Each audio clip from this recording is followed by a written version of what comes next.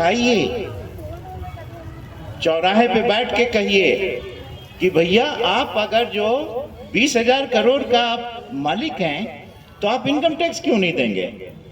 ये तो सवाल उठता है ना। दीदी आपको सुनना पड़ेगा मेरा बात, हम बहुत कोशिश करके आप लोगों को सुना रहे हैं। मैं ये कह रहा हूं कि आप इसको चाय पीते समय बोलिए ना। जब भी कोई गांव का चौपाल लगे उसको पूछिए कि ये जो धर्म कर्म की बात कर रहा है ये आदमी, इनसे ये केवल पूछ लीजिए कि आप पंजीकृत क्यों नहीं।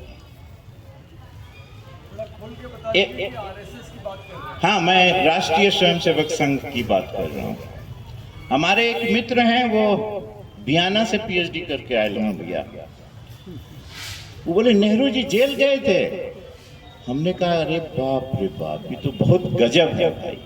बियाना वाले भी वैसे हैं बेवकूफ। संदीप भाई आप कैलिफोर्निया से किए, इसका मतलब यह नहीं कि हम लोग को बुद्धू बनाइएगा, हम लोग खूब जानते हैं।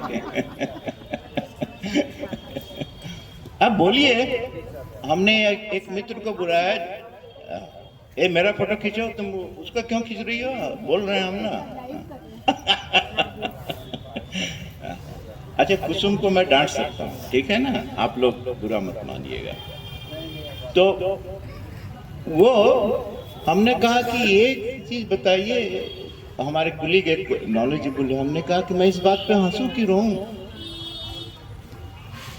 मेरे टेबल पे आप जानते हैं कि अभी भी संदीप भाई भी जानते हैं कि किस किस किस्म का मैं लिटरेचर पढ़ता हूँ। साइंस इन हिस्ट्री के तमाम वॉल्यूम में शौक से खरीद करके रखा हूँ। वैसे ही नेहरू की तमाम पुस्तकें जो कि क्लासिकल हैं वो मेरे डेस्क पे है। उसका फ्लैप जो ही खोलेंगे तो कहेगा कि ये जेल से मैंने लिखी, ये जेल से मैंने लिखी, ये जेल से मैंने लिखी। तो हमारी हिम्मत नहीं हुई कि मैं उस प्रोफेसर साहब को, जो कि बियाना से पीएचडी हैं, वो कोनो बनारस हिंदू यूनिवर्सिटी के पीएचडी नहीं है, उनको मैं कहूँ कि भैया ये फ्लैपवा पढ़ लीजिए, कम से कम किताब तो पढ़ने के लायक नहीं हो तो समझ में आ गया। क्राइसिस यही है मेरे दोस्तों कि हम लोगों को आप विद्वान मानना बंद कर दीजिए। हम लोग उसके लायक अब बचे नहीं हैं, ठीक है? आप हमारे जैसे टीचरों को जब भी आपके बीच में आए इतने प्रश्न की झड़ी लगा दीजिए कि मैं समझ जाऊं कि हमें कुछ नहीं आता, तब इसका मजा है, राइट? नहीं तो हमारे आने से कोई फायदा तो नहीं। मैं आपके साथ पैदल भी नहीं चला, राइट? मैं तो एक सेलिब्रिटी के रूप में आया। संदीप भाई के साथ में पुराना मित्र है और मित्रता है। 50-60 पेज का हाईकोर्ट का अभी भी रखा हुआ है हम लोगों का, राइट? तो वो ये प्रश्न करते हैं कि आपने ये पढ़ा कैसे दिया?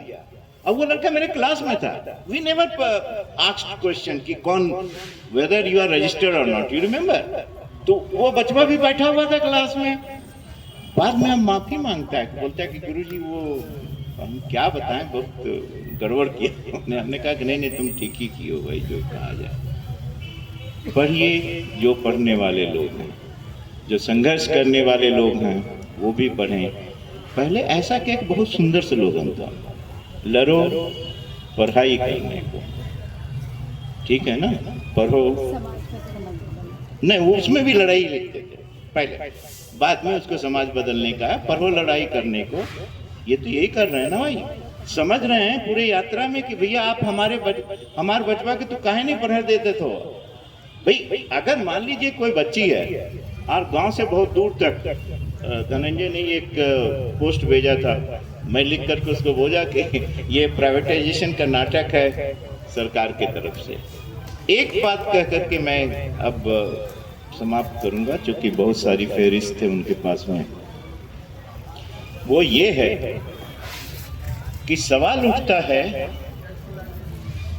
मान लीजिए कि न्यूक्लियर रिएक्टर, मान लीजिए, माफी मांगते हुए कहीं कोई मंदिर निकल गया तो केस उस हो जाएगा। आपने जाना कि ईरान की जनता ने क्या किया? लाख लोग उसकी परिक्रमा करने लगे।